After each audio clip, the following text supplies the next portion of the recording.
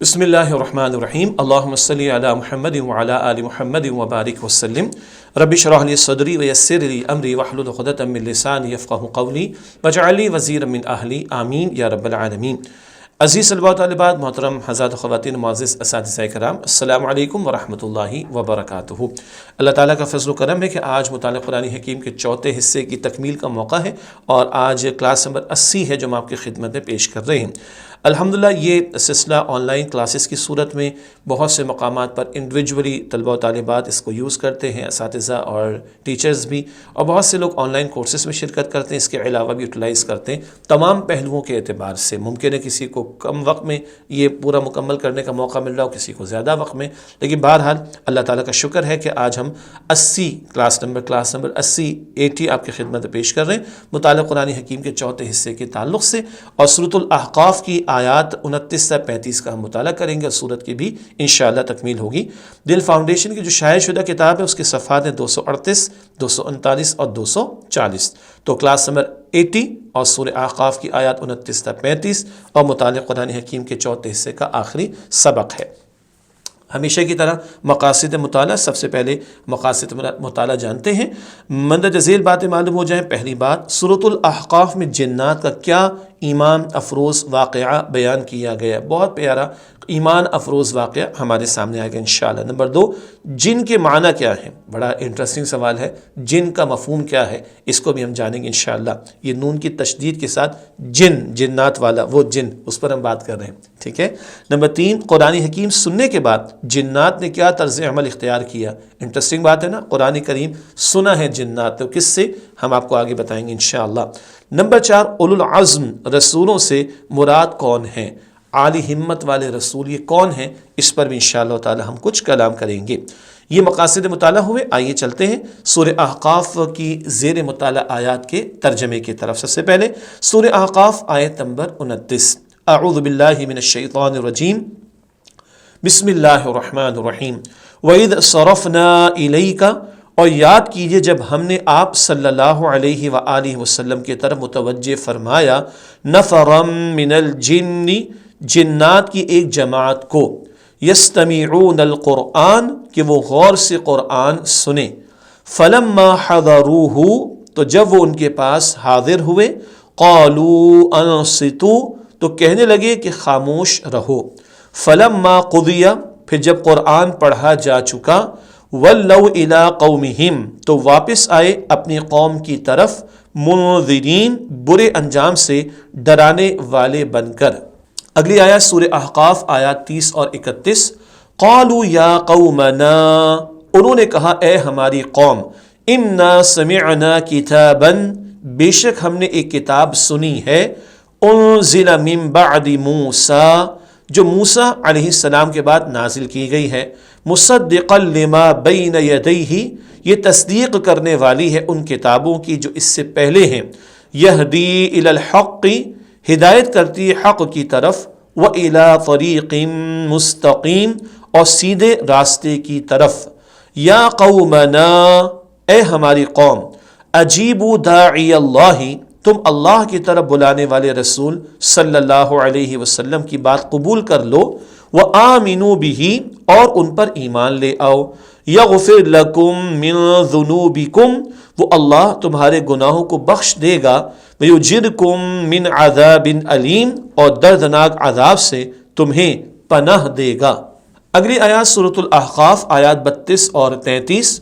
وَمَن لَا يُجِبْ دَاعِيَ اللَّهِ، اور جو شخص اللہ کی طرف بلانے والے کی بات قبول نہ کرے گا، فَلَيْسَ بِمُعْجِزٍ فِي الْأَرْضِ، تو وہ زمین میں اس اللہ کو نہ بے بس کر سکے گا، وَلَيْسَ لَهُ مِن دُونِهِ أَوْلِيَاء، اور نہ اس کے سوا اس کے اور مددگار ہوں گے، أُولَئِكَ فِي ضَلَالٍ مُبِينٍ، یہی لوگ واضح گمراہی میں ہیں۔ اولم یروا، کیا انہوں نے نہیں دیکھا، ان اللہ الذی خلق السماوات والارض، بے شک وہ اللہ ہی ہے جس نے آسمانوں اور زمینوں کو پیدا فرمایا، ولم یعی بخلقہن، اور وہ ان کے پیدا فرمانے سے نہیں تھکا، بقادر علی ان یحیی الموتى، وہ اس بات پر بھی قادر ہے کہ وہ مردوں کو زندہ فرما دے۔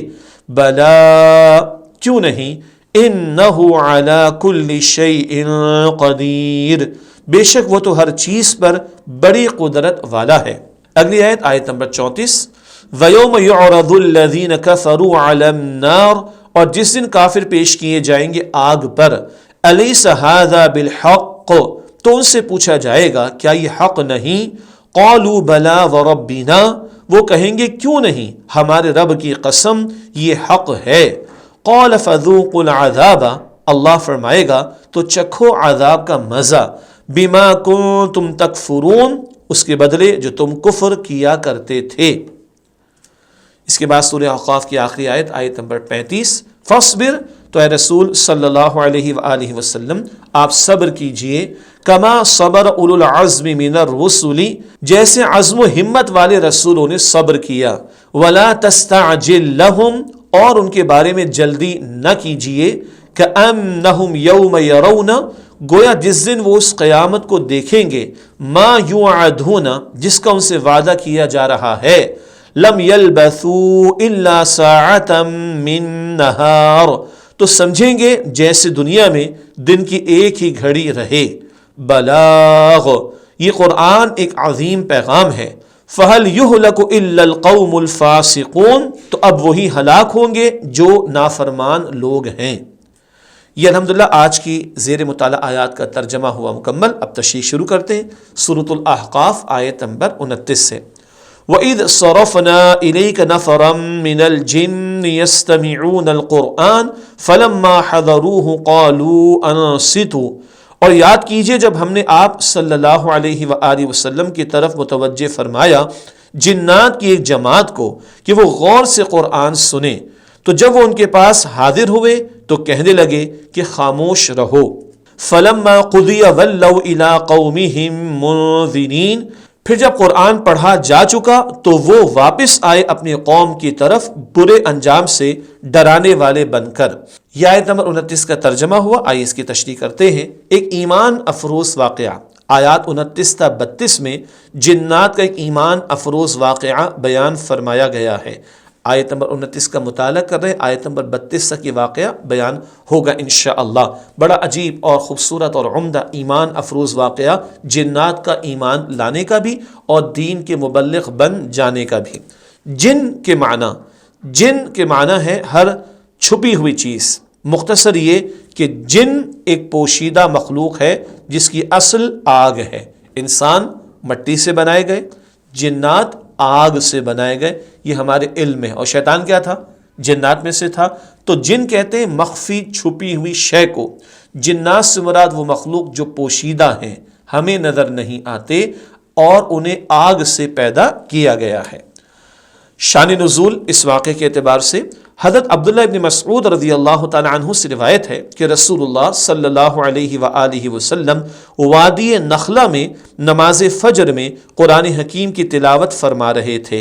اس وقت کچھ جنات اوپر جا رہے تھے، وہ قرآن حکیم سن کر نیچے اتر آئے، اور جب قرآن حکیم سنا تو کہنے لگے کہ خاموش ہو جاؤ، اسے توجہ سے سنو، اس پر اللہ سبحانہ وتعالی نے یہ آیت نازل فرمائی۔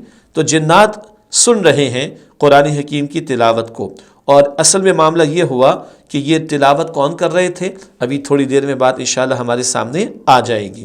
اگلا نقطہ، جنات کا آپ صلی اللہ علیہ وآلہ وسلم پر ایمان لانے کا پس منظر۔ جب قرآن حکیم کی وحی کا نزول شروع ہوا تو آسمانوں پر عالم بالا کی حفاظت سخت کر دی گئی، آسمانوں کے اوپر پہرے لگائے گئے۔ جنات نے محسوس کیا کہ اب پہرے سخت ہیں اور انہیں آسمانوں تک جانے نہیں دیا جا رہا، تو جنات کو تشویش ہوئی اور انہوں نے محسوس کیا کہ زمین پر کوئی بڑا واقعہ پیش آیا ہے۔ چنانچہ بہت سارے جنات زمین پر پھیل گئے، یہ بات معلوم کرنے کے لیے کہ آسمانوں پر پہرے سخت کرنے کی آخر کیا وجہ ہے۔ یہ ایک عمومی بات ہے، سورہ جن ہم مطالعہ کر چکے ہیں، 29 پارے کی سورت ہے، وہاں بھی اس نوعیت کی باتیں آ چکی ہیں۔ جنات کے ایمان لانے کا واقعہ، رسول اللہ صلی اللہ علیہ وآلہ وسلم وادی نخلہ میں فجر کے وقت نماز میں قرآن حکیم کی تلاوت فرما رہے تھے۔ اب جواب مل گیا، یہ تلاوت کرنے والے خود رسول اللہ صلی اللہ علیہ وآلہ وسلم ہیں۔ ایک اور اہم بات، طائف کے واقعے کے بعد یہ معاملہ پیش آیا۔ طائف کا واقعہ ہم نے سیرت میں پڑھا، کس قدر طائف والوں نے نبی کریم صلی اللہ علیہ وآلہ وسلم کے ساتھ بدسلوکی کا معاملہ کیا، دعوت بھی قبول نہیں کی، اور اس سے آگے بڑھ کر تشدد کی بھی معاذ اللہ انہوں نے روش اختیار کی۔ حضور وہاں سے واپس آ رہے ہیں، نخلا کا مقام ہے، نماز فجر میں آپ قرآن پاک کی تلاوت فرما رہے ہیں۔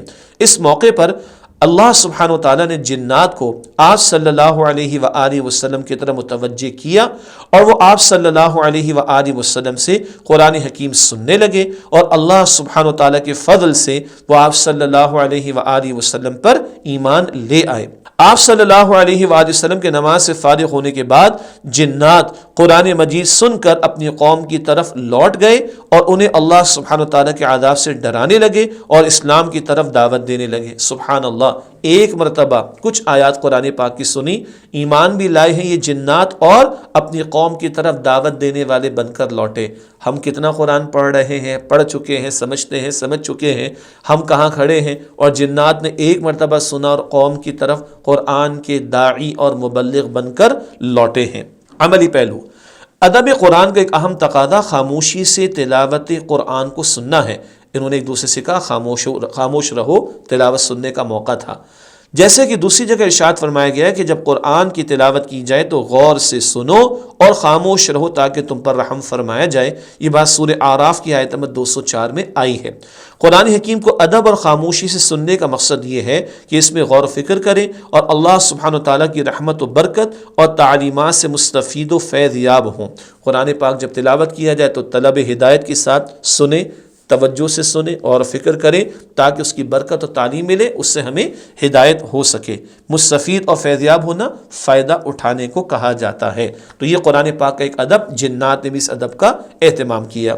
علمی اور عملی بات، چند بڑے اہم نقطے یہاں پر آ رہے ہیں۔ نمبر 1، یہ واقعہ اس وقت پیش آیا جب انسانوں میں سے کفار کا ایک گروہ قرآن حکیم کو رد کر رہا تھا، معاذ اللہ، لوگ انکار کر رہے تھے، مگر عین اسی وقت دوسرا گروہ جنات میں سے قرآن حکیم کو قبول کر رہا تھا، اور انتہائی جذبے اور دلچسپی کے ساتھ کہ اسی وقت وہ اس کا مبلغ بھی بن گیا، قبول بھی کیا اور مبلغ بھی بن گئے۔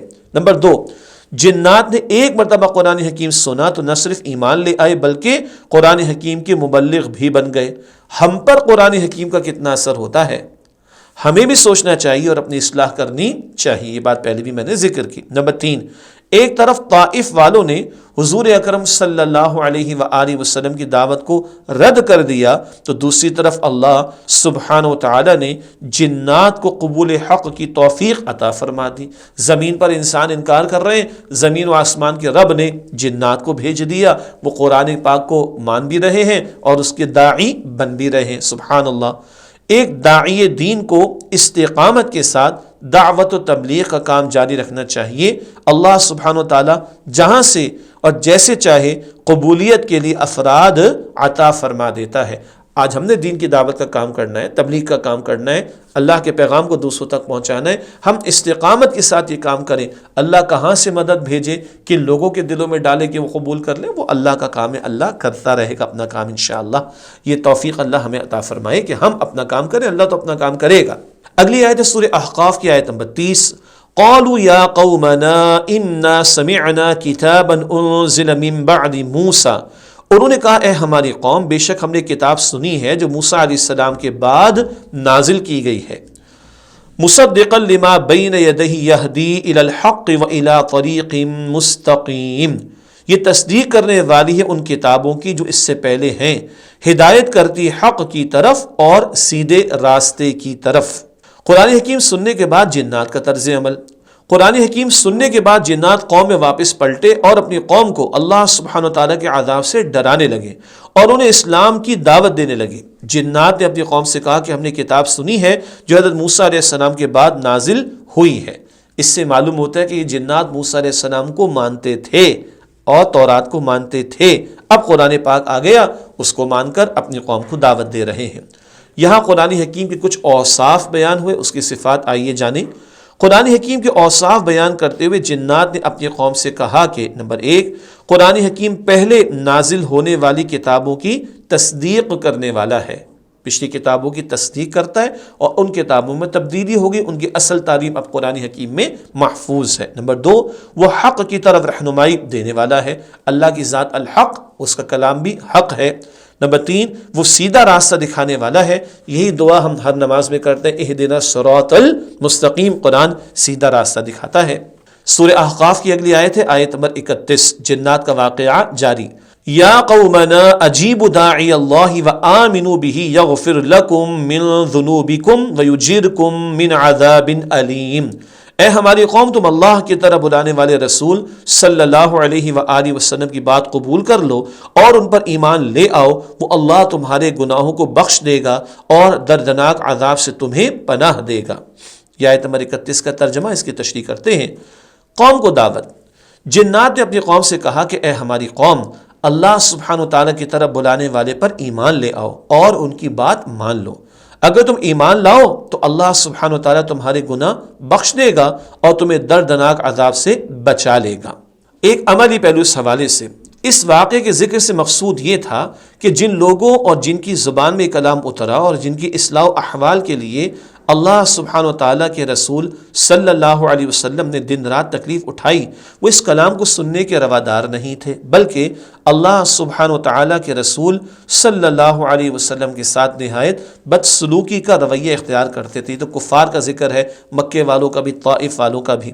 جبکہ جنات کا حال یہ ہے کہ ان میں سے جو سلیم الفطرت ہیں، اگر وہ سر راہ بھی، یعنی چلتے چلتے، سر راہ راستے کو کہتے، چلتے چلتے بھی قرآن حکیم کی کچھ آیتیں سن لیتے ہیں تو سن کر تڑپ اٹھتے ہیں اور اپنی قوم کے اندر اس کتاب مقدس کے داعی بن کر لوٹتے ہیں۔ سبحان اللہ۔ پس معلوم ہوا کہ خرابی ان کفار و مشرکین کے اندر ہے کہ ان کے دل آپ صلی اللہ علیہ وسلم کے بغض و عناد سے بھرے ہوئے ہیں، اور اسی وجہ سے آپ صلی اللہ علیہ وآلہ وسلم پر نازل فرمائی جانے والی کتاب کا انکار کرتے ہیں۔ یہ ہے وہ معاملہ۔ مکہ والے اور طائف والے انکار کر رہے ہیں، ہٹ دھرمی پر ہیں، بدسلوکی کر رہے ہیں، اور جنات چلتے چلتے کچھ آیات سنی، ماشاء اللہ تڑپ اٹھے، ایمان لے آئے اور ایمان کے داعی بن گئے۔ معلوم ہوا کہ گڑبڑ کس میں ہے؟ ان کفار کے اپنے رویوں کے اندر کہ یہ حق قبول کرنا ہی نہیں چاہتے۔ اگلی آیت سورہ احقاف آیت نمبر 32، وَمَن لَا يُجِبْ دَاعِيَ اللَّهِ فَلَيْسَ بِمُعْجِزٍ فِي الْأَرْضِ وَلَيْسَ لَهُ مِن دُونِهِ أَوْلِيَاءُ أُولَئِكَ فِي ضَلَالٍ مُبِينٍ۔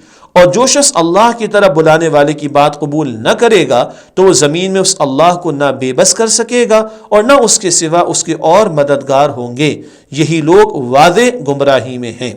یہ آیت نمبر 32 کا ترجمہ، اس کی تشریح کرتے ہیں۔ آیت میں مذکور رسول اللہ صلی اللہ علیہ وسلم کی صفت، آپ صلی اللہ علیہ وآلہ وسلم اللہ سبحانہ وتعالی کی طرف بلانے والے ہیں، حضور اللہ کے طرف بلانے والے داعی اور دین کے مبلغ ہیں، حضور کی یہ صفت یہاں پر بیان ہوئی صلی اللہ علیہ وسلم۔ ایمان نہ لانے والوں کے برے نتائج۔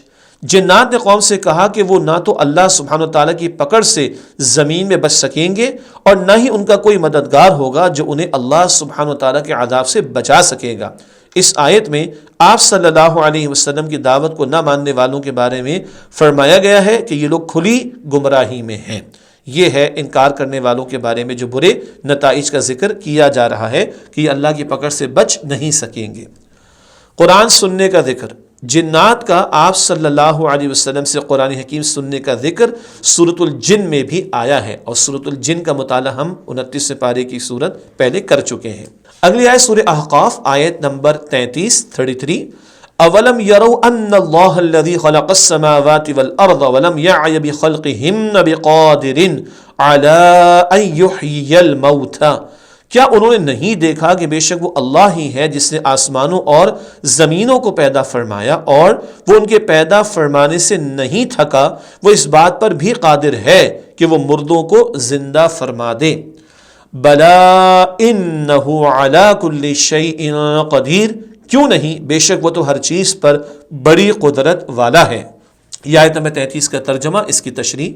قیامت قائم کیے جانے کی عقلی دلیل۔ اس آیت میں قیامت قائم کیے جانے کی عقلی دلیل پیش فرمائی گئی ہے، لوگوں کو غور و فکر کی دعوت دی گئی ہے کہ وہ اللہ سبحانہ وتعالی جو آسمانوں اور زمین کو پیدا کرنے والا ہے، اس سے اتنی عظیم کائنات کو پیدا کرنے میں کوئی اکتاہٹ نہیں ہوئی، جیسے کہ اس کے برعکس یہودیوں کا عقیدہ تھا کہ 6 دنوں میں اللہ سبحانہ و تعالیٰ نے زمین و آسمان وغیرہ کو پیدا کیا اور 7ویں دن اپنی تھکاوٹ دور کرنے اور اپنے آپ کو تازہ دم کرنے کے لیے آرام کیا۔ معاذ اللہ ثم معاذ اللہ، اللہ بتا رہا ہے کہ جس اللہ سبحانہ و تعالیٰ نے زمین و آسمان پوری کائنات کو بنایا، اس کے لیے قیامت برپا کرنا اور لوگوں کو دوبارہ پیدا کرنا کوئی مشکل نہیں۔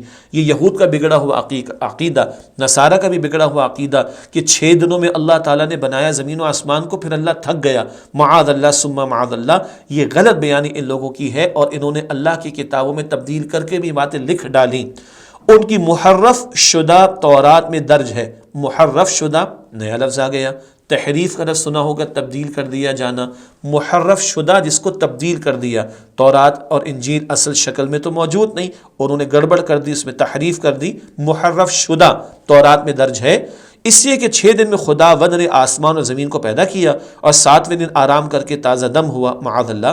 تورات کتاب خروج باب 31 آیت نمبر 17، یہ تورات کا ایک حوالہ ہے بک آف ایکسوڈس کا۔ معلوم ہوا کہ اللہ سبحانہ وتعالیٰ اس پر بھی قادر ہے کہ مردوں کو زندہ کر دے، جو کہ کائنات کو بنانے کے مقابلے میں آسان تر کام ہے۔ پوری کائنات بنانا بڑا معاملہ، بندوں کو دوبارہ زندہ کرنا آسان معاملہ ہے، تو جو پوری کائنات کا بنانے والا اللہ ہے، اس سے کوئی تھکاوٹ نہیں، اور اس سے بندوں کو دوبارہ پیدا کرنا، قیامت کو برپا کرنا کوئی مشکل نہیں۔ وہ اللہ سبحانہ وتعالیٰ ہر چیز پر بڑی قدرت اور دسترس رکھنے والا ہے، دسترس اختیار رکھنے والا۔ اگلی آیت سورۃ احقاف آیت نمبر 34، وَيَوْمَ يُعْرَضُ الَّذِينَ كَفَرُوا عَلَى النَّارِ أَلَيْسَ هَذَا بِالْحَقِّ قَالُوا بَلَىٰ وَرَبِّنَا، اور جس دن کافر پیش کیے جائیں گے آگ پر تو ان سے پوچھا جائے گا کیا یہ حق نہیں؟ وہ کہیں گے کیوں نہیں، ہمارے رب کی قسم یہ حق ہے۔ قَالَ فَذُوقُوا الْعَذَابَ بِمَا كُنتُمْ تَكْفُرُونَ، اللہ فرمائے گا تو چکھو عذاب کا مزہ اس کے بدلے جو تم کفر کیا کرتے تھے۔ اس آیت کی تشریح کرتے ہیں۔ منکرین آخرت کا حال، آیت میں منکرین آخرت کا حال یہ بیان کیا گیا ہے، جب انہیں جہنم کے سامنے پیش کیا جائے گا تو ان سے پوچھا جائے گا کیا یہ جہنم اور اس کا عذاب برحق نہیں ہے؟ لو جس کو تم جھٹلاتے تھے وہ برحق نہیں ہے؟ سوال کا جواب وہ کہیں گے کیوں نہیں، اللہ سبحانہ وتعالیٰ کی قسم یہ جہنم اور اس کا عذاب برحق ہے۔ ان سے کہا جائے گا کہ اب اس عذاب کا مزہ چکھو جس کا تم دنیا میں انکار کرتے تھے، کل ماننے کا کوئی فائدہ نہیں، کل تو عذاب ملے گا۔ آج جو جہنم کو مان لے اور ڈرے اور اس سے بچنے کی کوشش کرے اور ایمان لا کر نیک عمل کرے وہ تو بچے گا، باقی آج حق کا انکار کرنے والے کل تسلیم بھی کریں کہ جہنم برحق ہے جس سے ڈرایا جاتا تھا، کوئی فائدہ نہیں ہوگا، ان کو اب کہا جائے گا جہنم ہی میں پڑے رہو۔ آخری آیت ہے سورہ احقاف آیت نمبر 35، فاصبر كما صبر اولو العزم من الرسل ولا تستعجل لهم كأنهم يوم يرون، تو اے رسول صلی اللہ علیہ وسلم آپ صبر کیجئے جیسے عزم و ہمت والے رسولوں نے صبر کیا، اور ان کے بارے میں جلدی نہ کیجئے، گویا جس دن وہ اس قیامت کو دیکھیں گے۔ ما یوعدون لم یلبثوا الا ساعة من نہار بلاغ فہل یہلک الا القوم الفاسقون، جس کا ان سے وعدہ کیا جا رہا ہے تو سمجھیں گے جیسے دنیا میں دن کی ایک ہی گھڑی رہے۔ یہ قرآن ایک عظیم پیغام ہے، تو اب وہی ہلاک ہوں گے جو نافرمان لوگ ہیں۔ یہ سورہ احقاف کی آخری آیت، آیت نمبر 35 کا ترجمہ، اس کی مختصر تشریح کرتے ہیں آپ کے سامنے۔ رسول اللہ صلی اللہ علیہ وآلہ وسلم کو خصوصی امور کی تاکید، اہم چند کاموں کا ذکر۔ اس آیت میں رسول اللہ صلی اللہ علیہ وآلہ وسلم کو کچھ امور کی خصوصی تاکید کی گئی ہے۔ پہلا یہ کہ آپ صلی اللہ علیہ وآلہ وسلم ایسے صبر فرمائیں جیسے آپ صلی اللہ علیہ وآلہ وسلم سے پہلے اولو العزم رسولوں نے صبر فرمایا۔ اولو العزم، عزم اور ہمت والے رسول، آگے کچھ وضاحت کریں گے انشاءاللہ۔ دوسرا یہ کہ آپ صلی اللہ علیہ وسلم نافرمانوں اور ایمان نہ لانے والوں کے بارے میں عذاب طلب کرنے میں جلدی نہ فرمائیں۔ آپ صلی اللہ علیہ وسلم ان کی مخالفت کی پرواہ بالکل نہ کریں اور اپنا فریضہ دعوت انجام دیتے رہیں اور سارے معاملات کو اللہ کے حوالے کر دیا جائے۔ یہ اہم تاکید صبر کی اور ان مخالفین کی پرواہ نہ کرنے کی تاکید حضور کو کی جا رہی ہے۔ اولو العزم رسولوں سے مراد، ایک رائے کے مطابق ان رسولوں سے حضرت نوح علیہ السلام، حضرت ابراہیم علیہ السلام، حضرت موسیٰ علیہ السلام، حضرت عیسیٰ علیہ السلام اور سیدنا حضرت محمد مصطفیٰ صلی اللہ علیہ وآلہ وسلم مراد ہیں۔ یہ 5 جلیل القدر رسول ہیں. کئی مفسرین نے انہی کا ذکر فرمایا کہ ہمت والے رسول. ویسے تو تمام رسول ہمت والے، یہ بھی ایک رائے ہے، اور کچھ اور آرا بھی ہیں، البتہ ان 5 کا ذکر زیادہ ہمیں ملتا ہے. نوح علیہ السلام، ابراہیم علیہ السلام، موسیٰ علیہ السلام، عیسیٰ علیہ السلام اور نبی مکرم صلی اللہ علیہ وسلم، اور انہی کے واقعات کو بہت زیادہ تفصیلات کے ساتھ قرآن پاک میں پیش کیا گیا ہے. کفار کے بارے میں جلدی نہ کرنے سے مراد، کفار کے بارے میں جلدی نہ کرنے سے مراد یہ کہ ان پر اللہ سبحانہ و تعالیٰ کا عذاب نازل ہونے کی دعا کرنا یا ان کی شکست پانے کی خواہش میں جلدی کرنا نہیں. آپ صلی اللہ علیہ وسلم اپنا کام کیجئے، اور اصل میں حضور علیہ السلام کے ذریعے ایمان والوں کو کہا جا رہا ہے. وقت آئے گا تو ان پر عذاب آ جائے گا، وقت آئے گا تو ان کو شکست ہو جائے گی. ایمان والے اپنا کام جاری رکھیں. حضور علیہ السلام سے خطاب فرما کر امت کو گویا کہ تعلیم عطا ہو رہی ہے. ایک اور اہم بات آئی ہے یہاں پر دنیا کی زندگی کے بارے میں. آخرت میں عذاب کی شدت دیکھ کر انہیں دنیا کی ساری زندگی اتنی مختصر محسوس ہوگی جیسے وہ صرف دن کا کوئی حصہ تھا جو وہ دنیا میں گزار آئے ہیں. کفار جہنم کی آگ کو دیکھیں گے، وہاں کی شدید تکلیفوں کو دیکھیں گے تو دنیا کی زندگی تو بہت ہی انہیں مختصر محسوس ہوگی. اور سچی بات بھی یہی ہے کہ دنیا عارضی ہے اور آخرت ہمیشہ ہمیشہ کے لیے. رسول اللہ صلی اللہ علیہ وآلہ وسلم کو تسلی. اللہ سبحانہ و تعالیٰ نے فرمایا کہ آپ صلی اللہ علیہ وسلم کے ذمے صرف نصیحت کا پہنچا دینا ہے، زبردستی منوانا نہیں. پیغمبروں کا کام پہنچانا ہے، منوانے کی ذمہ داری ان پر نہیں. یہ امت کو بھی سمجھنا چاہیے جن کو دین کی دعوت کا کام کرنا ہے. لوگ نہیں مانتے نہ مانیں، لوگ قبول نہ کریں نہ کریں، یہ تو پیغمبروں کا کام بھی نہیں تھا منوانا. ہاں کام ہمارا ہے کہ حق کا پیغام پہنچائیں اور دعوت لوگوں کے سامنے پیش کرتے رہیں. آخری نقطہ اس آیت کی تشریح میں ہلاکت کا بیان. آپ صلی اللہ علیہ وآلہ وسلم کو جھٹلانے والے اور آپ صلی اللہ علیہ وسلم کی دعوت و تعلیمات کو رد کر کے ایمان نہ لانے والوں کے مقدر میں دنیا و آخرت کی ہلاکت ہے. جو حق کا انکار کریں گے وہ بالآخر ہلاکت اور بربادی سے دوچار ہوں گے. اللہ تعالی ہمیں ایسے لوگوں سے محفوظ رکھے، ایسے لوگوں میں ہونے سے محفوظ رکھے، حق قبول کیے رکھنے اور حق کے تقاضوں پر عمل کرنے کی توفیق عطا فرمائے. الحمدللہ ناظرین کرام اور عزیز طلباء طالبات اور محترم حضرات و خواتین اور معزز اساتذہ کرام، سورہ احقاف کا مطالعہ مکمل ہوا. ہمیشہ کی طرح آخر میں علم و عمل کی باتیں ہم آپ کے سامنے رکھنا چاہیں گے. نمبر 1، لوگ اللہ سبحانہ تعالیٰ کے سوا جن جھوٹے معبودوں کو پکارتے اور پوجا کرتے ہیں وہ نہ تو ان کی پکار سن سکتے ہیں اور نہ قیامت تک ان کی پکار کا کوئی جواب دے سکتے ہیں. یہ سورہ احقاف کی آیت نمبر 5 میں بات آئی تھی. نمبر 2، قیامت کے دن مشرکین کے بنائے گئے جھوٹے معبود ان کے دشمن ہوں گے. سورہ احقاف کی آیت نمبر 6 میں بات آئی تھی، خود ساختہ معبود دشمنی پر آ جائیں گے ان کی. نمبر 3، قرآن حکیم ظالموں کو اللہ سبحانہ تعالیٰ کے دائمی عذاب سے ڈراتا ہے اور نیک لوگوں کو جنت اور اس کی ابدی نعمتوں کی خوشخبری دیتا ہے. یہ سورہ احقاف آیات 12 تا 14 میں ذکر آیا تھا. چوتھا نقطہ، اللہ سبحانہ تعالیٰ نے انسانوں کو والدین کے ساتھ اچھا سلوک کرنے کا حکم فرمایا ہے. آیت نمبر 15 میں بڑی تفصیل سے باتیں آئی تھیں. نمبر 5، والدین کے ساتھ اچھا سلوک کرنے والی صاحب ایمان اور نیک اولاد کو اللہ سبحانہ تعالیٰ بخش دے گا اور جنت عطا فرمائے گا.